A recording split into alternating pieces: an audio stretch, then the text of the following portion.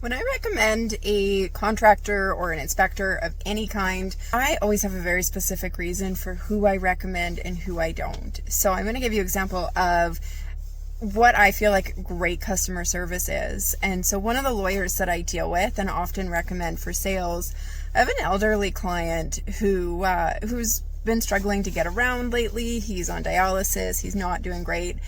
And I referred him over to this lawyer among a couple other, but this one lawyer was kind of my top pick that I deal with often.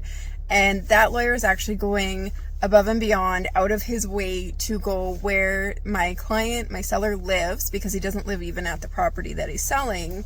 And so he's going out of his way to go to where he lives, and essentially a house call. And when I heard that, I was just so floored, because you don't hear of that kind of service anymore. So that, I think, gives a really good example of why I recommend specific people. Now, on the other side of the spectrum here, we have why I don't recommend specific people.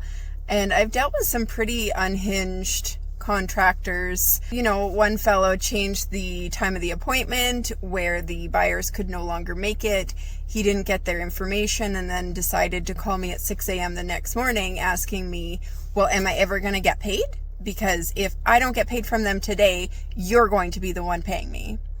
And I will never recommend that fellow ever again. In fact, I have actually refused to do inspections with this person because it's really uncomfortable. And the buyers would have been there for the initial appointment, but since he changed the day and time, they were no longer able to make it.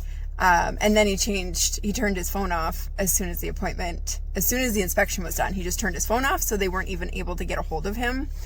So things like that are, I think, really good examples of why myself or even other agents recommend the specific contractors that they do, because we get to deal with both the good and the bad, and all the ugly. So I hope this explains a little bit about why we have certain relationships and how those are built.